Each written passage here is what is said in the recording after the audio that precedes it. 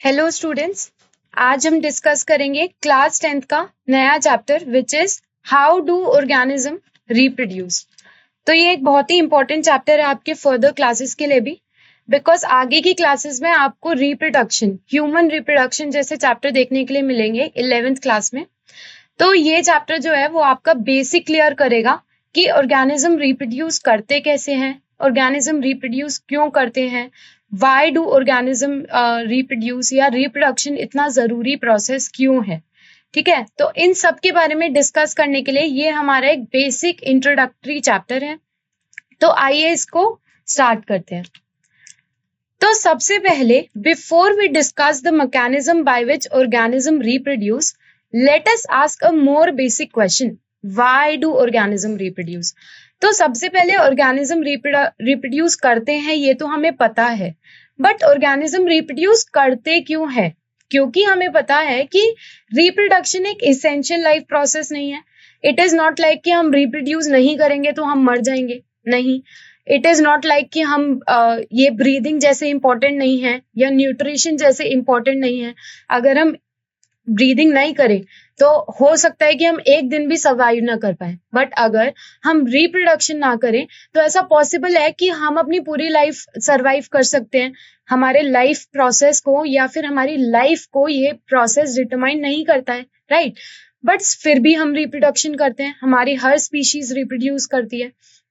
दूसरा चीज, जो रिप्रोडक्शन है उसके अंदर काफी सारे एनर्जी एक्सपेंस होते हैं। जो भी एक whether it is asexual reproduction या फिर सेक्सुअल रिप्रोडक्शन होता है, उसके अंदर जो अमाउंट ऑफ एनर्जी खर्च होती है, the amount of energy that is spent is a lot. वो इतनी ज्यादा होती है कि वो आपके सेलुलर प्रोसेसेस को, जैसे कि आपका न्यूट्रिशन हो गया, ब्रीदिंग हो गया, एक्सक्रीशन हो गया, उसको भी अफेक्ट कर सकती है ना। तो फिर भी हम रिप्रोड्यूस कर रहे हैं। Why not we use this energy और हम इसको अपने उन प्रोसेसेस में एक्सपेंस करें जिनमें हमें सबसे ज्यादा जरूरत है, जैसे कि ब्रीदिंग। अगर मैं रिप्रोडक्शन में जो एनर्जी हम स्पेंड करने वाले हैं उस एनर्जी को हम लगा दें अपने किसी और प्रोसेस में, फॉर एग्जाम्पल ब्रीदिंग में, तो हमारा ब्रीदिंग कितना अच्छा हो जाएगा, है ना, हमारा ब्रीदिंग कितना एफिशिएंट हो जाएगा। बट फिर भी हम रिप्रोड्यूस करते हैं। So after all, reproduction is not necessary to maintain the life of an individual. It is a non-necessary process, unlike the essential life process such as nutrition, respiration, or excretion, right? And on the other hand, if an individual organism is going to create more individual, अगर किसी एक individual को और individual create करने हैं, यही हम reproduction में करते हैं कि एक individual आगे और इंडिविजुअल्स को प्रोक्रिएट करता है और इंडिविजुअल्स को बनाता है, तो the amount of energy, a lot of it energy will be spent in the process, but all the species are still choosing to reproduce. Why? So why should an organism waste energy on the process it does not need to stay alive, right? अगर हम इस energy को waste ना करके इसको अपने दिनचर्या में, इसको अपने लाइफ प्रोसेसेस में यूज करने लगे तो कितना ज्यादा एफिशिएंट हो जाएगा, right. But reproduction is still necessary. So why reproduction is so necessary for an individual? So it would be interesting to discuss the possible answer in the classroom. आप ये अपने अमंग फ्रेंड्स भी कर सकते हैं। You can take a group of friends and discuss this particular question, that we know that reproduction is an energy expensive process. It is not the essential process for our life. We can use that much energy in other processes, but we are still choosing to reproduce. But हम फिर भी reproduce कर रहे हैं, ऐसा क्यों? So whatever the answer to this question, it is obvious that we notice organism because they reproduce. तो हमें ये तो बेसिक पता है कि रिप्रोडक्शन तो होता है, चाहे एनर्जी एक्सपेंस हो चाहे नहीं हो, चाहे वो प्रोसेस जरूरी हो चाहे नहीं हो, बट रिप्रोडक्शन तो हम अपने आसपास जो भी लाइफ ऑर्गेनिज्म प्रोक्रिएट हो रहे हैं, नए नए ऑर्गेनिज्म बन रहे हैं, या फिर डेथ ऑफ एन ऑर्गेनिज्म हो रहा है, ये सब हम अपने लाइफ में, दिनचर्या में देखते हैं। तो why does this happen? Because you can like think of an situation. आप एक सिचुएशन के बारे में सोच सकते हैं कि एक स्पीशीज है, एक पॉपुलेशन के अंदर सिर्फ एक ही स्पीशीज है और उसका एक ही मेंबर प्रेजेंट है जो कि नॉन रिप्रोड्यूसिंग है। मतलब फॉर एग्जांपल हम ले लेते हैं एक ग्रुप है, उसके अंदर एक स्पीशीज है ए, उसके अंदर एक ही मेंबर है जो नॉन रिप्रोड्यूसिंग है। तो इतने सारे और स्पीशीज के इतने सारे और स्पीशीज के अंदर उस एक नॉन रिप्रोड्यूसिंग मेंबर को पहचानना, उस नॉन रिप्रोड्यूसिंग मेंबर को आइडेंटिफाई करना कितना ज्यादा मुश्किल हो जाएगा, right? So if there were to be only one non reproducing member of a particular kind, सिर्फ एक काइंड का एक ही मेंबर है और वो भी नॉन रिप्रोड्यूसिंग है, मतलब उसका आगे भी और कोई इंडिविजुअल नहीं होने वाला है। तो अगर सिर्फ एक ही पर्टिकुलर इंडिविजुअल होगा, so it is doubtful that we would have notice its existence, कि हमने उसकी एग्जिस्टेंस नोटिस भी की होगी। ये चीज आप ऐसे भी सोच सकते हैं कि एक जंगल है, उसके अंदर एक ही स्मॉल फ्लावर है और वो फ्लावर एक ही काइंड का है, that is the only flower on the entire planet. तो कितना मुश्किल होगा उस फ्लावर की एग्जिस्टेंस को पहचानना, ठीक है? इसीलिए it is the large number of organism belonging to a single species that bring them to our notice। इसी वजह से इट इज अ लार्ज, मतलब काफी सारे ऑर्गेनिजम्स जब प्रेजेंट होंगे एक पर्टिकुलर काइंड के, तभी हम उन्हें नोटिस कर पाएंगे। फॉर एग्जाम्पल आप कहीं हिल स्टेशन पे जाते हैं, आप देखते हैं कि कोई एक नई तरह की बर्ड है, आपने उसको कैप्चर किया, बट आप देख रहे हैं कि वो नई तरह की बर्ड काफी सारी उस एरिया में प्रेजेंट है, तभी तो आप उस बर्ड को नोटिस कर पाए। अगर वो एक सिंगल बर्ड होती, एक नॉन रिप्रोड्यूसिंग बर्ड होती, तो आप उसको कैसे नोटिस कर पाते? Because it would be really difficult to notice its existence. तो अगर अ लार्ज नंबर, उसका लार्ज अमाउंट में ऑर्गेनिजम्स प्रेजेंट होंगे एक ही काइंड के, तभी हम उसके एग्जिस्टेंस को नोटिस कर पाएंगे, पहली चीज। पर हम ये कैसे पहचानते हैं कि टू डिफरेंट इंडिविजुअल ऑर्गेनिज्म एक ही स्पीशीज को बिलोंग कर रहे हैं? फॉर एग्जाम्पल मैं हूं और आप हैं, तो आप कैसे पहचान पा रहे हैं कि हम दोनों एक ही स्पीशीज को बिलोंग कर रहे हैं? इसीलिए so how do we know that two different individual organism, we two are two different organisms, two different individuals, right? But हम सेम स्पीशीज को बिलोंग करते हैं। वो स्पीशीज कौन सी है? वो है होमो सेपियंस। होमो सेपियंस, जिस स्पीशीज को हम लोग बिलोंग करते हैं ह्यूमंस, उसका नाम होता है होमो सेपियंस। होमो होता है हमारा जीनस नेम और सेपियंस होता है हमारा स्पीशीज नेम। तो हमें कैसे पता we all belong to homo sapien species? Because we look very different from each other, right? So usually we say this because they look similar to each other. Because we look similar to each other, मेरे पास भी दो आंखें हैं, आपके पास भी दो आंखें हैं, मेरे पास भी वही बॉडी स्ट्रक्चर है जो आपके पास बॉडी स्ट्रक्चर है। हो सकता है वो बॉडी स्ट्रक्चर अलग अलग हो सकता है your features are different, my features are different, हो सकता है कि आपकी हाइट अलग हो, मेरी हाइट अलग हो, आपका वेट अलग हो, मेरा वेट अलग हो, but the basic blueprint, the basic structure that we are forming of, जो हमारा बेसिक ब्लूप्रिंट है, बेसिक खांचा है, वो तो सिमिलर है। दैट कि हमारे सबके दो हाथ हैं, दो लेग्स हैं, एक माउथ है, तो बेसिक ब्लूप्रिंट सेम है, तो हम ये बोल सकते हैं that we belong to a same species. Okay, so reproducing organism create new individual that look very much like themselves. तो रिप्रोडक्शन से हो क्या रहा है? रिप्रोडक्शन से हो रहा है कि नए इंडिविजुअल्स बन रहे हैं। नए इंडिविजुअल्स, ऐसे इंडिविजुअल जो एक दूसरे से काफी सिमिलर है। अब हम यहाँ पे बोल रहे हैं काफी सिमिलर, हम ये नहीं बोल रहे हैं कि ये एग्जैक्टली सिमिलर है।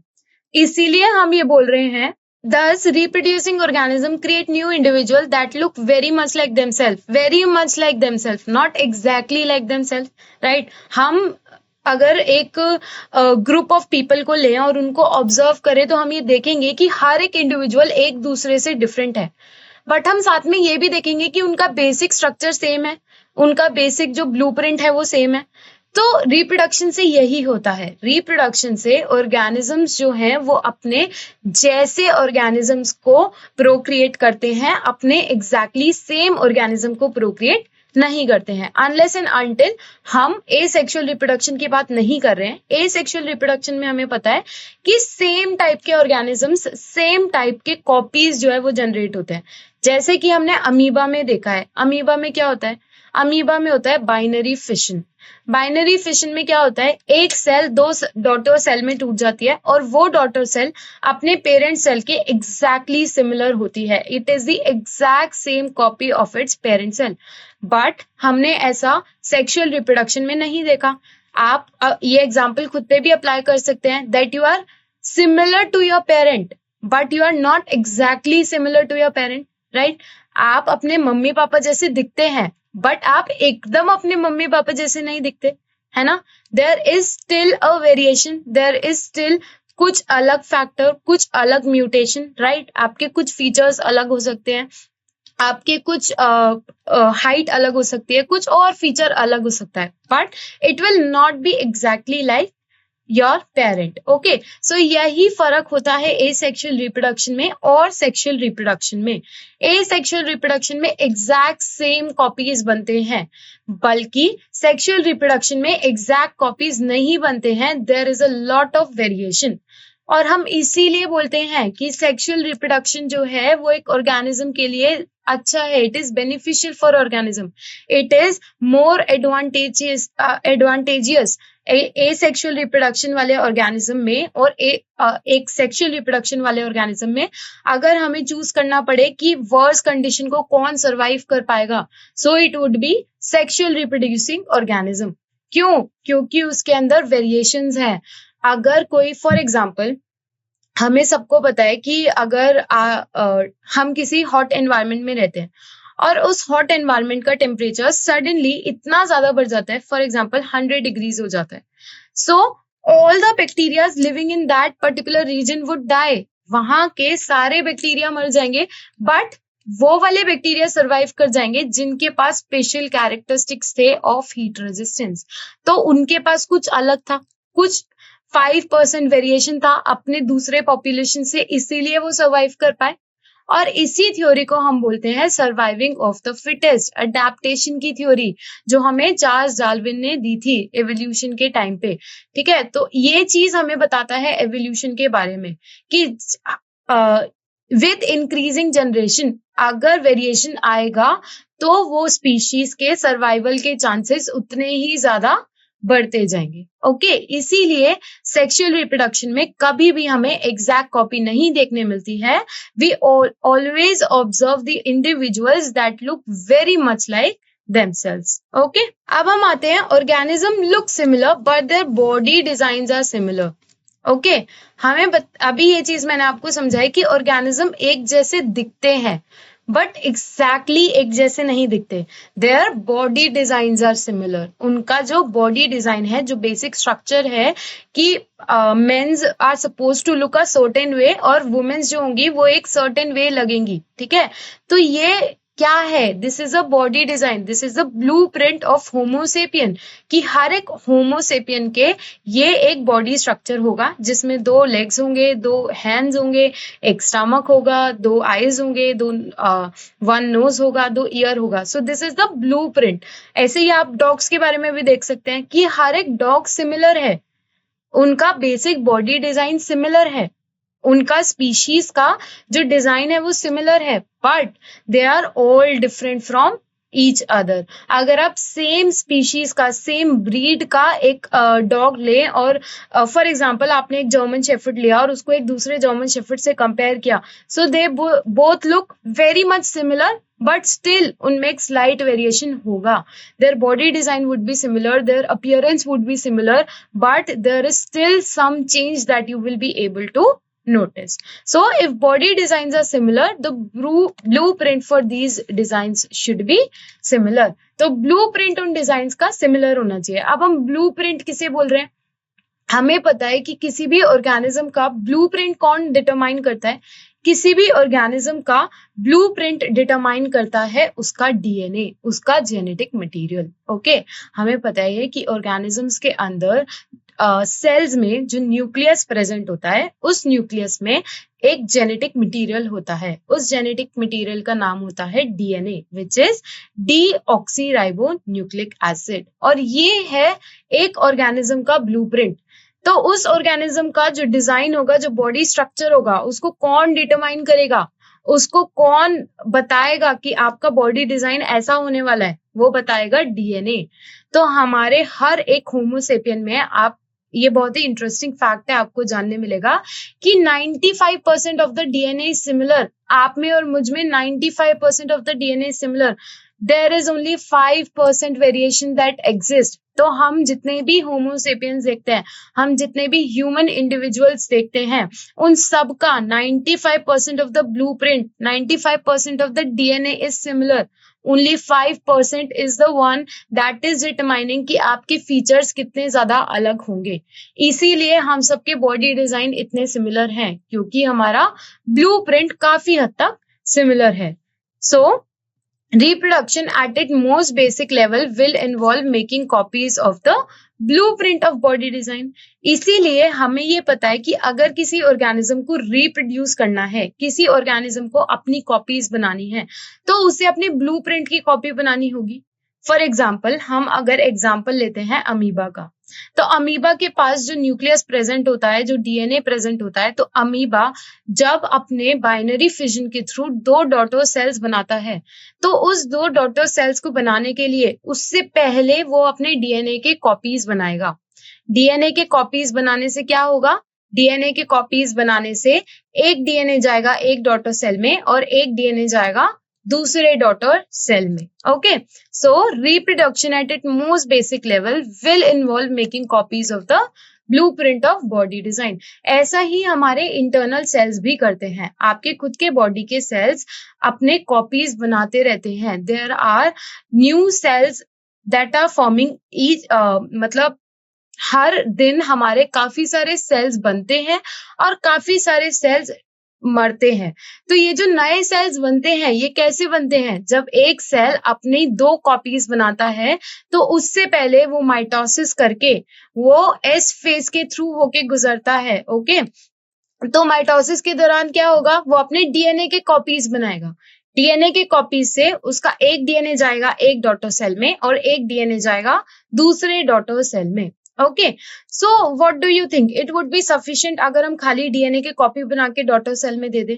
Will it be similar to the parent cell? No. Why it will not be similar to the parent cell? Because हमारे जो सेल है उसके अंदर डीएनए के अलावा और भी बहुत तरह के ऑर्गेनेल्स प्रेजेंट है। For example, mitochondria, endoplasmic reticulum, Golgi apparatus, these are the organelles that are present apart from nucleus. Nucleus के अलावा भी हमारे सेल्स में ये सारे ऑर्गेनेल प्रेजेंट है। तो अगर हमने पेरेंट सेल से डॉटर सेल में खाली डीएनए को ट्रांसफर किया, खाली डीएनए की 2 कॉपी बनाई और उसको एक डॉटर सेल को दिया और दूसरी कॉपी को दूसरे डॉटर सेल के दिया, क्या वो डॉटर सेल सरवाइव कर पाएगी? नहीं, क्योंकि उस डॉटर सेल को सरवाइव करने के लिए बाकी सारे ऑर्गेनेल्स की, बाकी सारे कंपोनेंट्स की भी जरूरत है, जो उसके पेरेंट सेल के पास भी थी। तो इन चीजों को हम, तो अब क्या होगा? अब वो ऑर्गेनेल्स भी रेप्लिकेट करेंगे, अब वो ऑर्गेनेल्स भी अपनी कॉपी बनाएंगे और एक कॉपी जाएगी एक डॉटर सेल पे और दूसरी कॉपी जाएगी दूसरी डॉटर सेल पे। तब वो डॉटर सेल सरवाइव करने के काबिल होगी। अगर हम खाली उसके अंदर डीएनए का ट्रांसफर करेंगे, so it will not be able to survive. ये चीज आपने क्लास 9th में भी पढ़ी होगी, that we learned that chromosome in the nucleus of the cell contain information for inheritance of the feature from parent to next generation। तो हमें पता है कि पेरेंट से नेक्स्ट जनरेशन में जाने के लिए जो इंफॉर्मेशन होती है वो किस में प्रेजेंट होती है? वो होती है ऑर्गेनिज्म के डीएनए में प्रेजेंट। ठीक है, तो इन द फॉर्म ऑफ, किस फॉर्म में प्रेजेंट होती है? Deoxy ribo nucleic acid molecule के फॉर्म में प्रेजेंट होती है। ठीक है, the DNA in the cell nucleus is the information source for making protein। अब जो ये DNA है, ये क्या करेगा? DNA से ट्रांसक्रिप्शन होके बनेगा RNA, और ये जो RNA है ये प्रोटीन्स को बनाएगा, और यही वो प्रोटीन्स होंगे जो डिटरमाइन करेंगे कि आपके बॉडी के अंदर कौन सा फीचर किस तरह से प्रेजेंट होगा। फॉर एग्जाम्पल, एक पेरेंट सेल में एक पर्टिकुलर डीएनए प्रेजेंट है, उसने उस डीएनए को ट्रांसफर किया उसके डॉटर सेल में। जब उसने उसको इसके डॉटर सेल में ट्रांसफर किया तो उसके अंदर 5% वेरिएशन आया। बिकॉज हम क्या कर रहे हैं, सेक्सुअली रिप्रोड्यूस कर रहे हैं। तो सेक्सुअल रिप्रोडक्शन में 5% वेरिएशन आता ही आता है। ओके, जब ये वेरिएशन आया तो जिस तरह के प्रोटीन्स एक पेरेंट सेल में बन रहे थे, अब वो प्रोटीन्स डॉटर सेल में आके अलग बनने लगेंगे। Now these protein will be different from your parent cell. अब ये जो प्रोटीन होंगे, जो 5% प्रोटीन अलग बने हैं, ये डिटरमाइन करेंगे कि आपके फीचर्स कितने अलग होंगे अपने पेरेंट सेल से या अपने सिबलिंग से।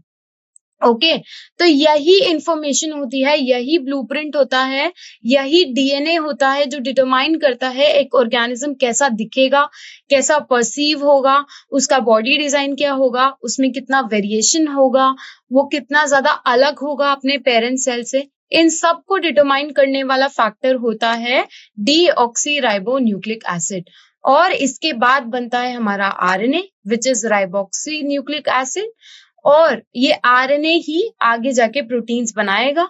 जितना ज्यादा अलग डीएनए होगा उतना ज्यादा ही अलग प्रोटीन्स बनेंगे, और वो प्रोटीन्स जो है वो उस ऑर्गेनिज्म को स्पेसिफिक एडवांटेजेस देंगे। ठीक है, तो उन एडवांटेजेस को यूज करके वो ऑर्गेनिज्म एक एनवायरनमेंट के अंदर अलग तरह से रह सकता है, अलग तरह के एडेप्टेशन शो कर सकता है, जिसकी वजह से उसके सर्वाइवल ऑफ द फिटेस्ट के चांसेस बढ़ जाते हैं।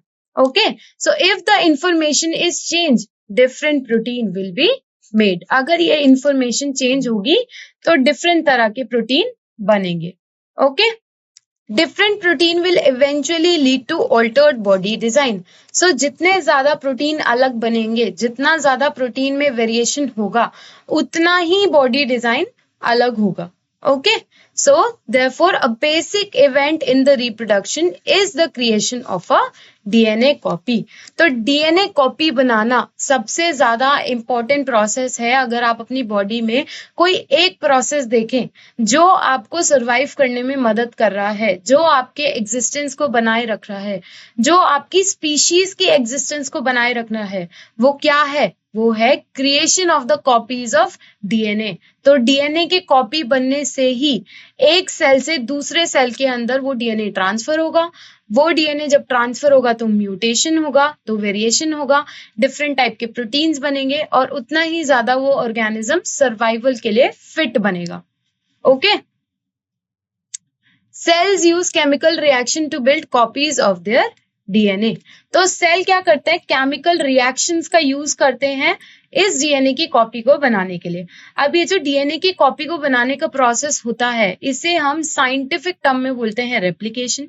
जब हम डीएनए से आरएनए बनाते हैं तो उसे हम बोलते हैं ट्रांसक्रिप्शन, और जब आरएनए से प्रोटीन बनता है तो उसको हम बोलते हैं ट्रांसलेशन। ये पूरा प्रोसेस, ये सारे process, whether it is replication, transcription या ट्रांसलेशन, आप अपने हायर क्लासेस में पढ़ेंगे। आप अपने 11th-12th क्लासेस में इनके बारे में काफी डिटेल में पढ़ेंगे कि ये कौन से केमिकल रिएक्शंस हैं जिनको डीएनए यूज कर रहा है अपनी कॉपीज बनाने के लिए, वो कौन कौन से एंजाइम्स हैं जो डीएनए की कॉपी को बनाने के लिए जरूरी हैं, वो एंजाइम्स कैसे साथ में मिलके एक मशीनरी की तरह इस डीएनए की कॉपी को बना रहे हैं। ओके, सो डीएनए की कॉपी से क्या हो रहा है? It create 2 copies of DNA in a reproducing cell and they will need to be separated from each other. ठीक है, ये जो 2 डीएनए की कॉपीज बनी हैं, इनको अलग अलग करना होगा, और अलग करने के बाद अलग अलग डॉटर सेल में ट्रांसफर करना होगा। ये जो पूरा प्रोसेस है, इसको हम बोलते हैं रिप्रोडक्शन। इसको हम बेसिक सेलुलर लेवल पे बोलते हैं माइटोसिस या मियोसिस। ये भी आप अपने 11th-12th क्लास में पढ़ेंगे। इसीलिए जो 10th क्लास होती है वो काफी ज्यादा बेसिक क्लियर करने वाली क्लास होती है, जिसमें आप अपने कॉन्सेप्ट्स को, आप अपने बेसिक्स को स्ट्रॉन्ग कर सकते हैं, और फिर आप उन बेसिक्स को अपने हायर क्लासेस में अपनी अंडरस्टैंडिंग में यूज कर सकते हैं। ओके, सो ये जो केमिकल रिएक्शंस हैं, इनके बारे में आप अपने हायर क्लासेस में पढ़ेंगे। अभी आपको 10th लेवल पे ये केमिकल रिएक्शंस जानने की जरूरत नहीं है, बट आपको ये चीज जानना जरूरी है कि काफी सारे एंजाइम्स, काफी सारा प्रोसेस, काफी सारी एनर्जी चाहिए होती है एक डीएनए की कॉपी से दूसरी डीएनए की कॉपी बनाने के लिए। तो जो सबसे इंपॉर्टेंट एंजाइम इस प्रोसेस में इन्वॉल्व होता है उसको हम बोलते हैं डीएनए पॉलीमरेज। पॉलीमरेज क्यों? क्योंकि वो पॉलीमराइजेशन कर रहा है, वो एक कॉपी से दूसरी कॉपी बना रहा है, तो इसीलिए उस एंजाइम को हम बोलते हैं DNA polymerase. DNA polymerase enzyme होता है जो मेन एंजाइम है जो एक डीएनए की कॉपी से दूसरा डीएनए बनाएगा, और इसी को हम बोल रहे हैं केमिकल रिएक्शन, जिसमें डिफरेंट डिफरेंट एंजाइम्स इन्वॉल्व है, डिफरेंट डिफरेंट प्रोसेस इन्वॉल्व है। Okay, however, keeping one copy of DNA in the original cell and simply pushing the other one out would not work. ये मैंने अब आपको बताया कि अगर डीएनए का रेप्लिकेशन हो गया, एक डीएनए से दूसरी डीएनए की कॉपी बन गई और हमने उसको अलग सेल में ट्रांसफर कर दिया, तो क्या जो डॉटर सेल है वो सर्वाइव कर पाएगी जस्ट बिकॉज उसके पास डीएनए है? Simply pushing the other one out would not work. अगर हम सिर्फ एक डीएनए की कॉपी को डॉटर सेल के पास दे दें और हम उससे एक्सपेक्ट करें कि वो सर्वाइव कर पाए, so that would not work because the copy pushing out would not have any organize cellular structure. उसके पास और कोई ऑर्गेनाइज सेलुलर स्ट्रक्चर नहीं होगा। हमें पता है कि सेल के अंदर जरूरी प्रोसेस रिप्रोडक्शन नहीं है, तो अगर डीएनए प्रेजेंट है तो भी वो रिप्रोड्यूस नहीं कर पाएगा। क्यों? क्योंकि उसके पास बाकी के ऑर्गेनल्स नहीं है, उसके पास माइटोकॉन्ड्रिया नहीं है। माइटोकॉन्ड्रिया नहीं होगा तो एक डॉटर सेल में एनर्जी प्रोडक्शन कहाँ से होगा, है ना? बिना एनर्जी के how would the cell be able to survive? वो रिस्पायर कैसे करेगा, वो एक्सक्रीट कैसे करेगा, वो न्यूट्रिशन कैसे लेगा? तो जस्ट सेंडिंग एक कॉपी को पेरेंट सेल से डॉटर सेल में ट्रांसफर करना इट इज नॉट सफिशिएंट, क्योंकि उसके अंदर ऑर्गेनाइज्ड सेल्यूलर स्ट्रक्चर नहीं होगा to maintain its life process. Okay, और हमें ये भी पता है कि prokaryotic cells are able to reproduce. Okay, so how are they able to reproduce? जबकि उनके अंदर तो ऐसा सेक्सुअल रिप्रोडक्शन नहीं होता है, तो देयर आर वेरियस प्रोसेस जिसमें अलग अलग ऑर्गेनिजम्स रिप्रोड्यूस करते हैं। फॉर एग्जांपल फिजन, फिजन के थ्रू हमारा अमीबा रिप्रोड्यूस करता है, जिसमें वो एक सेल से अपने दो डॉटर सेल बनाता है। इसके अलावा होता है फ्रेगमेंटेशन। फ्रेगमेंटेशन हमें देखने के लिए मिलता है और दूसरे ऑर्गेनिजम्स में, जिसमें एक स्ट्रक्चर में से एक फ्रेगमेंट अलग होता है और वो फ्रेगमेंट एक डॉटर सेल का निर्माण करता है। इसके अलावा होता है बडिंग, वेजिटेटिव प्रोपगेशन। ये सारे प्रोसेस हमारे एसेक्सुअल रिप्रोडक्शन के अंडर आते हैं। और एसेक्सुअल रिप्रोडक्शन में हमें पता है कि वेरिएशन नहीं होता। The cells are exactly similar to its parent cell, तो उनके अंदर सर्वाइवल के चांसेस बहुत कम होते हैं। अगर कोई एक एडवर्स कंडीशन आई तो उनकी पूरी स्पीशीज वाइप आउट हो सकती है। क्यों? क्योंकि उनकी पूरी स्पीशीज का जेनेटिक मटेरियल एकदम सेम है। बट सेक्सुअल रिप्रोडक्शन से हमें जो वेरिएशन के एडवांटेज मिलते हैं, उसकी वजह से अगर कोई एक एक्सट्रीम कंडीशन आई, कोई एक एक्सट्रीमिटीज आई, जैसे कोई ड्राउट आया, कोई particular disease I, for example corona आया, तो पूरी एक ह्यूमन स्पीशीज वाइप आउट नहीं हुई। क्यों नहीं हुई? क्योंकि और स्पीशीज के अंदर कुछ एक इंडिविजुअल्स में survival of the fittest better था, उनके अंदर अडेप्टेबिलिटी बेटर थी उस कोरोना से लड़ने के लिए। बट अगर यही बैक्टीरिया के अंदर कोई एक वायरस का इन्फेक्शन हुआ होता तो वो सारे बैक्टीरिया की स्पीशीज वाइप आउट हो जाती, सिर्फ उन बैक्टीरिया को छोड़ के जिनके पास रेजिस्टेंस होता उस वायरस के लिए। ओके, इसीलिए हमारे लाइफ प्रोसेसेस को मेंटेन करने के लिए सेक्सुअल रिप्रोडक्शन बहुत जरूरी है। Okay, Therefore, DNA copies is accompanied by the creation of an additional cellular apparatus. So, just transferring the DNA is not sufficient. Just transferring the copy of DNA is not sufficient. अगर हमने daughter cell में सिर्फ DNA का copy दे दिया तो वो survive नहीं कर पाएगा। क्यों? क्योंकि उसके अंदर बाकी सेल्यूलर एपरेटस नहीं है। And then the DNA copy separate each with its own cellular apparatus. तो हमें जो सेल्यूलर एपरेटस हैं, जैसे कि माइटोकॉन्ड्रिया हो गया, गोल्जी हो गया, ईआर हो गया, इनको भी इनकी कॉपी बनानी पड़ेगी और इनकी कॉपी को उस डॉटर सेल के पास ट्रांसफर करना होगा, तभी वो डॉटर सेल सर्वाइव कर पाएगी, तभी उस डॉटर सेल का सेल्यूलर स्ट्रक्चर लाइफ प्रोसेस के लिए कंप्लीट हो पाएगा। Okay, effectively a cell divide to give rise to two cell.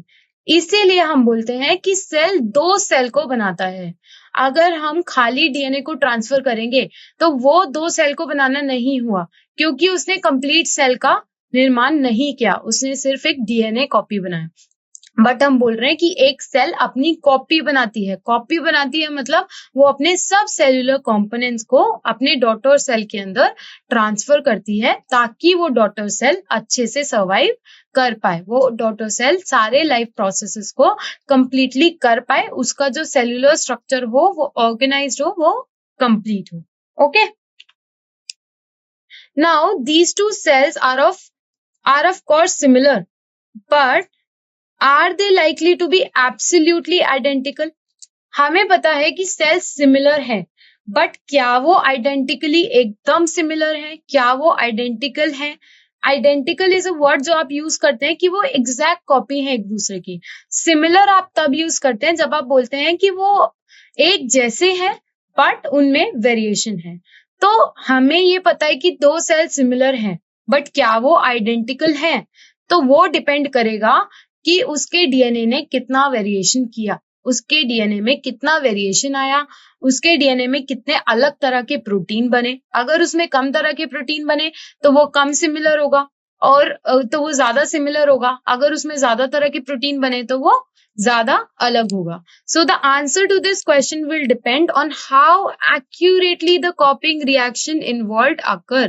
तो कितना अच्छे से जो रिएक्शन ये हुआ है, कॉपिंग रिएक्शन मतलब जब हमने डीएनए के दो कॉपी बनाए, तो वो डीएनए के दो कॉपी बनाने के टाइम ही जो हमारे एंजाइम्स होते हैं उनसे क्या होता है, काफी सारी गलतियां होती हैं जिनकी वजह से म्यूटेशन आती है। ओके, अब हम इन्हें गलतियां नहीं बोल सकते, वो एंजाइम के लिए गलती है बट हमारे लाइफ प्रोसेस के लिए बहुत इसेंशियल प्रोसेस है। तो उस टाइम पे क्या होता है, जब डीएनए की दो कॉपी बन रही होती है तभी उसके अंदर वेरिएशन आ जाता है, और यही वेरिएशन है जो डिटरमाइन करेगा कि वो कितना ज्यादा एडवांटेजेस होगा। तो अगर बहुत अच्छे से ये डीएनए के कॉपी बने हैं, बहुत एफिशिएंटली ये डीएनए के कॉपी बने हैं, सब एंजाइम ने एकदम सही से काम किया है, तो हमें पता है कि ऑर्गेनिज्म जो है, जो सेल है, वो एक दूसरे से काफी आइडेंटिकल होने वाले हैं। बट अगर ये प्रोसेस एफिशिएंटली नहीं हुआ है, जो डीएनए की कॉपी बनी है वो काफी एक्यूरेटली नहीं बनी है, तो हमें ये पता है कि वो ऑर्गेनिज्म के अंदर काफी सारे वेरिएशंस आने वाले हैं और वो ऑर्गेनिज्म एक दूसरे से काफी ज्यादा अलग दिखने वाले हैं। ओके, बिकॉज हमें पता है no biochemical reaction is absolutely reliable. ये पॉइंट बहुत ही ज्यादा जरूरी है कि कोई भी बायोलॉजिकल रिएक्शन जो होती है, चाहे आप अपनी बॉडी में जितने भी बायोलॉजिकल प्रोसेस देखते हैं उन सब में आपको कहीं ना कहीं एक्सेप्शन देखने के लिए मिलेगा, कहीं ना कहीं इनएफिशिएंसी देखने के लिए मिलेगा। बिकॉज ह्यूमन बॉडी और या फिर हम मल्टी सेल्यूलर ऑर्गेनिज्म को देखें तो ये काफी ज्यादा कॉम्प्लेक्स होते हैं, और इतने ज्यादा कॉम्प्लेक्सिटी को हैंडल करते टाइम चांसेस ऑफ एरर्स आने के संभावना बहुत ज्यादा होती है। इसीलिए कोई भी जो बायोकेमिकल प्रोसेस है वो एकदम रिलायबल नहीं होता, एकदम एक्यूरेट नहीं होता। Okay, Therefore, it is only to be expected that the process of copying DNA will have some variation each time. तो इसलिए हमें पता है, क्योंकि मल्टी सेलुलर ऑर्गेनिज्म में मुश्किल है कि जो डीएनए का कॉपी बनेगा वो एग्जैक्टली सिमिलर बनेगा, वो एकदम प्रोसेस जो है वो एफिशिएंटली होगा, ये हमें पता है कि वो नहीं होगा। इसीलिए कॉपिंग ऑफ डीएनए के टाइम पे बहुत सारे वेरिएशंस आते हैं, और इन्हीं वेरिएशंस को हम क्या बोलते हैं, इन वेरिएशंस को हम बोलते हैं म्यूटेशंस। ओके, इन वेरिएशंस को हम बोलते हैं एवोल्यूशन होना। As a result, the DNA copy generated would be similar, but may not be identical to the original. और इन्हीं वेरिएशन की वजह से हम ये बोल सकते हैं कि डीएनए की जो दो कॉपी बनी है, जो हमारे ब्लूप्रिंट की दो कॉपी बनी है, वो एक दूसरे से सिमिलर है, वो 95% सिमिलर है, बट वो आइडेंटिकल नहीं है, वो एक दूसरे से एकदम सेम नहीं है, क्योंकि रेप्लिकेशन के टाइम पे, डीएनए की कॉपी बनाने के टाइम पे जो प्रोसेस इन्वॉल्व होता है जिसे हम बोलते हैं रेप्लिकेशन, उसमें एंजाइम्स जो होते हैं वो इतना एफिशिएंटली काम नहीं कर पाते, चांसेस ऑफ एरर उसमें काफी ज्यादा होते हैं। और अगर आप पूछे एंजाइम्स क्या होते हैं, तो एंजाइम्स होते हैं हमारे कैटलिस्ट। कैटलिस्ट मतलब एक रिएक्शन को जल्दी कराने वाला मॉलिक्यूल। फॉर एग्जाम्पल, हमारे पास ए सबस्ट्रेट है और बी सबस्ट्रेट है, उससे सबस्ट्रेट सी और डी बनता है। अब ए और बी सबस्ट्रेट को सी और डी प्रोडक्ट बनने में 1 घंटा लगता है, बट अगर हम एक एंजाइम का यूज करें तो हम उस प्रोसेस को कुछ एक सेकंड्स में कंप्लीट करा सकते हैं। So they are catalyst, they are like कि अगर आपको एक जगह से दूसरी जगह जाने में, फॉर एग्जाम्पल आपको यहाँ से आपको जाना है महाराष्ट्र, तो आपको 1 दिन लगता है। अगर आप पैदल जाओगे तो आपको काफी महीने लगेंगे, बट अगर आप एरोप्लेन से जाओगे, अगर आप फ्लाइट से जाओगे तो आप 3-4 घंटे में पहुंच जाओगे। So aeroplane is what? Aeroplane is a catalyst, it is working similar like enzyme. वो आपकी लोकेशन को चेंज नहीं कर रही है, मतलब ए और बी से प्रोडक्ट तो सी और डी ही बनेगा, बट जो सी और डी बनेगा वो जल्दी बनेगा। आप पहुंचेंगे तो महाराष्ट्र ही, बट आप जल्दी पहुंच पाएंगे। So these are the catalyst, okay, इनको हम बोलते हैं एंजाइम्स, और यही एंजाइम्स होते हैं जिनकी वजह से हमारी डीएनए की कॉपीज बन जाती हैं। Okay, so some of these variation might be so drastic, और ये जो इनएफिशिएंसी है प्रोसेस की, इसकी वजह से क्या होता है, इसकी वजह से वेरिएशंस आते हैं, और कई बार इतने ज्यादा वेरिएशंस आ जाते हैं, और ऐसे वेरिएशंस आ जाते हैं जो लाइफ थ्रेटनिंग होते हैं। हर बार जो डीएनए की कॉपी में कुछ चेंजेस आ रहे हैं, जरूरी नहीं है कि वो एडवांटेजेस ही हो, वो डिसएडवांटेजेस भी होते हैं। वो काफी तरह के डिजीज भी कॉज कर सकते हैं। It can cause the life of an individual, ठीक है। So there might be so drastic that the new DNA copy can not work with the cellular apparatus it inherit. तो हो सकता है कि डीएनए की कॉपी में इतने वेरिएशन आ जाएं, या फिर ऐसे वेरिएशन आ जाए जिसकी वजह से वो सेल सरवाइव ना कर पाए, या वो इंडिविजुअल सरवाइव ना कर पाए। ऐसा हमने काफी सारे जेनेटिक डिसऑर्डर्स में भी देखा है। जो जेनेटिक डिसऑर्डर्स आप देखते हैं, मेंटल डिसएबिलिटीज देखते हैं कुछ इंडिविजुअल्स के अंदर, वो किन वजह से होती है? वो होती है जब हमारी डीएनए की कॉपी बनते टाइम ऐसे म्यूटेशन हो जाते हैं जो कि डिजीज कॉजिंग होते हैं, जो कि डिसएडवांटेजेस होते हैं। तो जरूरी नहीं है कि जो म्यूटेशन है वो हमेशा ही एडवांटेजेस हो, वो हमेशा ही डिसएडवांटेजेस हो। कई बार वो साइलेंट भी होती है, कई बार म्यूटेशन होती है बट ऑर्गेनिज्म को नुकसान नहीं पहुंचाती है। Okay, such a newborn cell will simply die. तो जिसमें ज्यादा ड्रास्टिक चेंजेस आए, जिसमें ऐसे चेंजेस आए जो वो सेल सरवाइव नहीं कर पाया, तो it will simply die.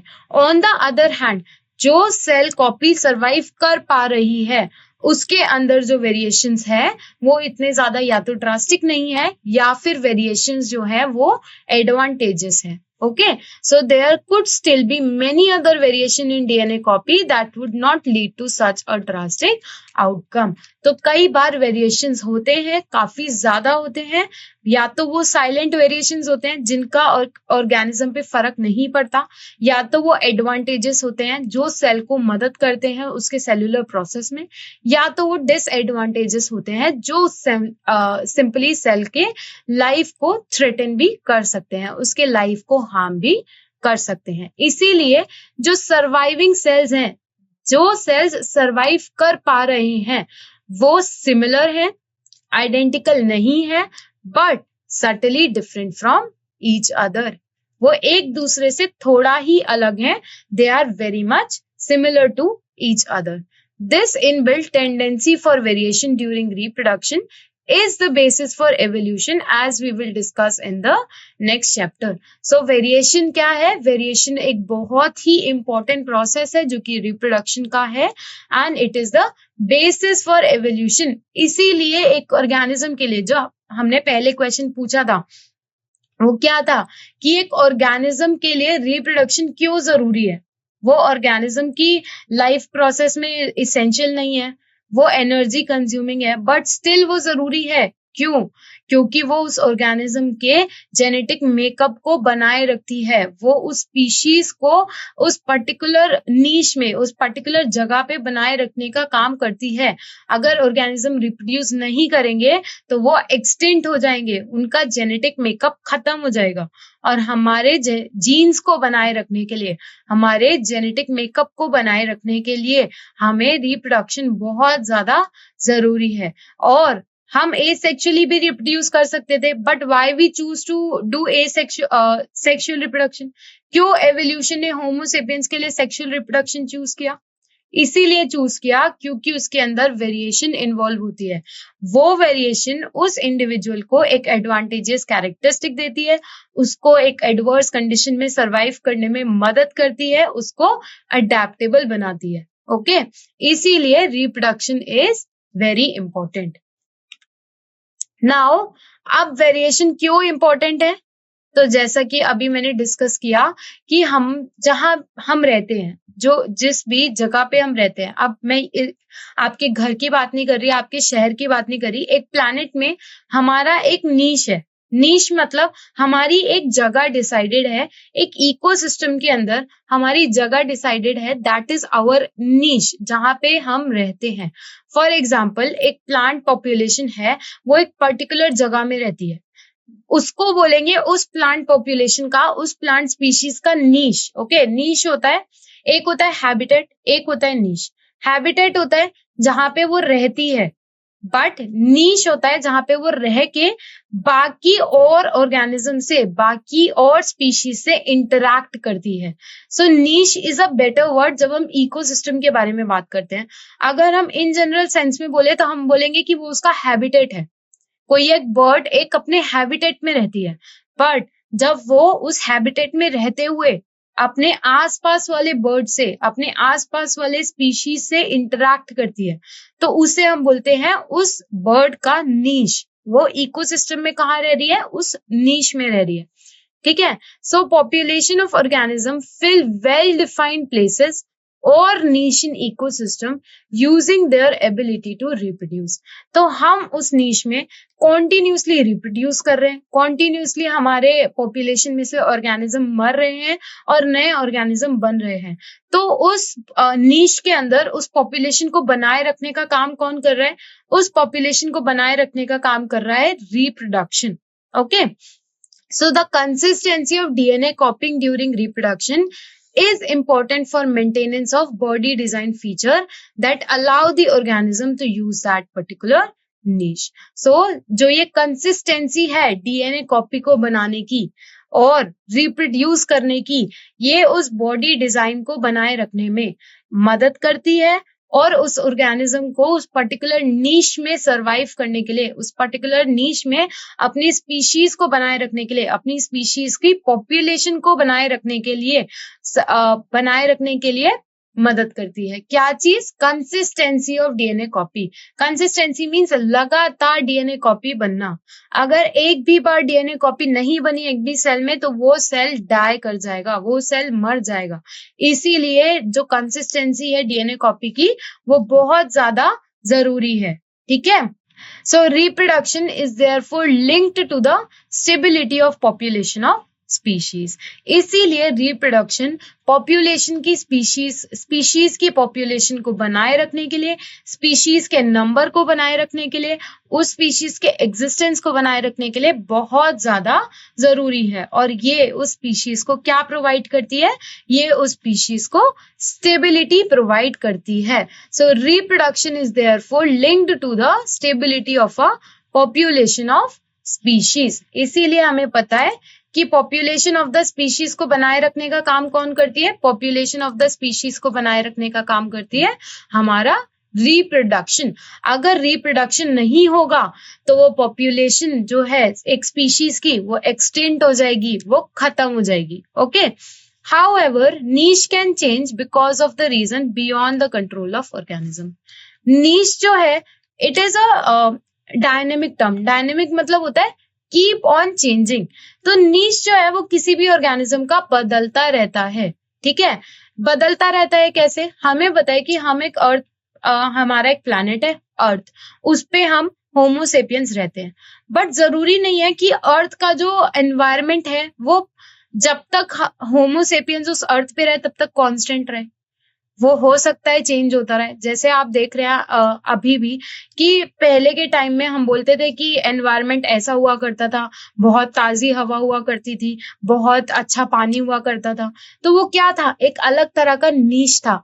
But अब हम देखें तो अब हम बात करते हैं कि एयर पॉल्यूट हो चुका है, वाटर पॉल्यूट हो चुका है, काफी सारी नई नई बीमारियां आ चुकी हैं, तो वो क्या है, नीश चेंज हुआ है, राइट।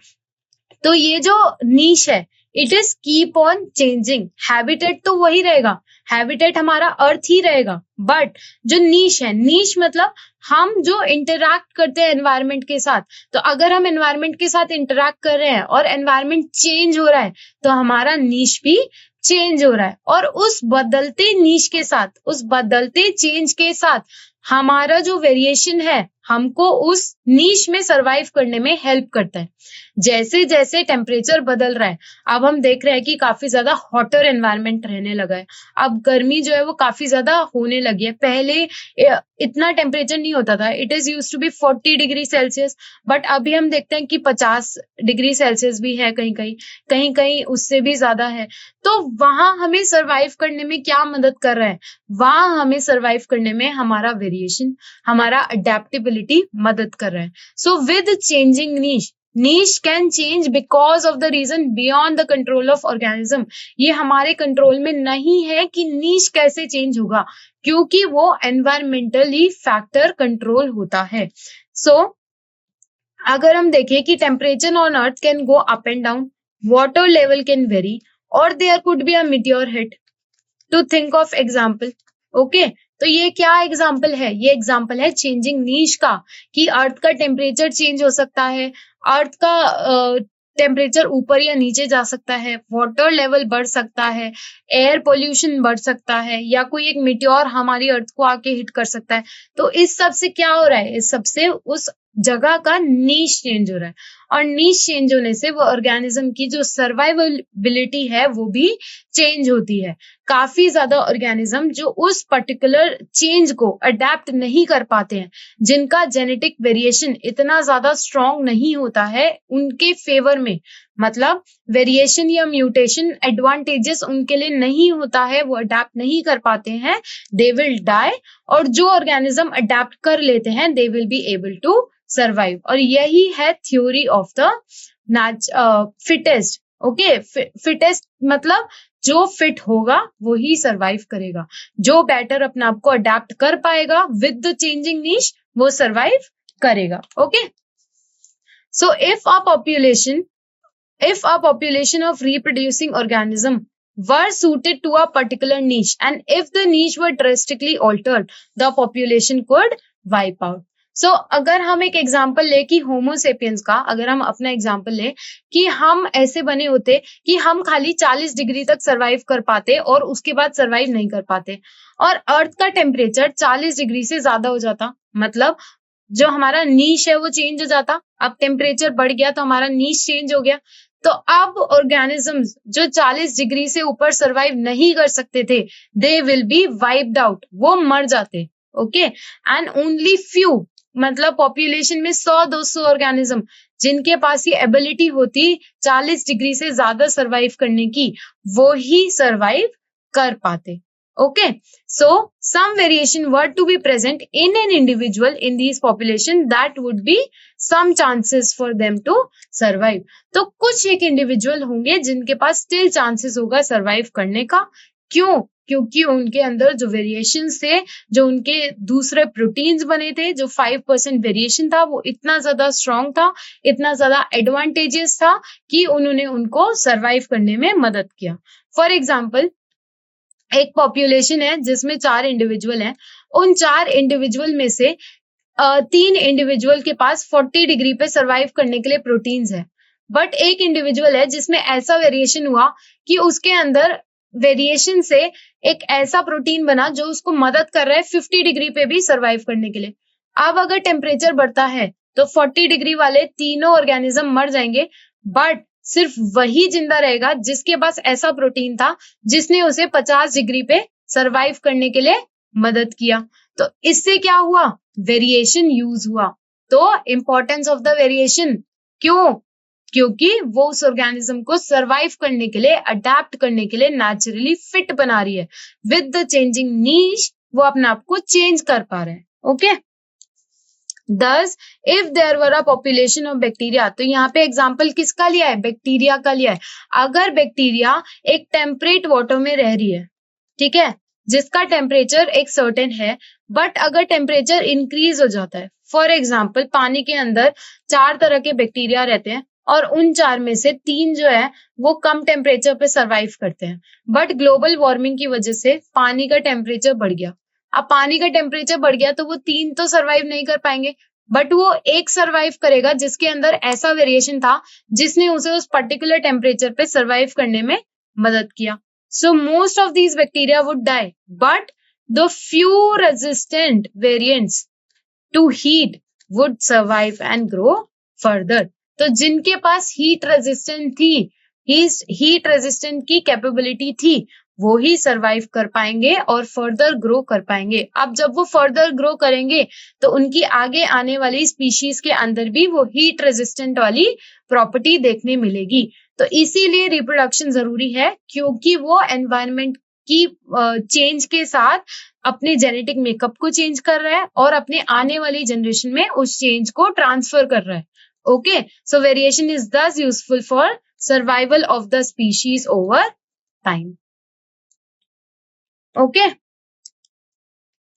तो अगर कुछ एक बैक्टीरिया सरवाइव नहीं कर पाए, ओके, और सिर्फ वो बैक्टीरिया सरवाइव कर पाया जिसके पास हीट रेजिस्टेंस की कैपेबिलिटी थी, तो हम ये बोलेंगे कि वो हीट रेजिस्टेंस की कैपेबिलिटी उसके पास कहां से आई? वेरिएशन से आई।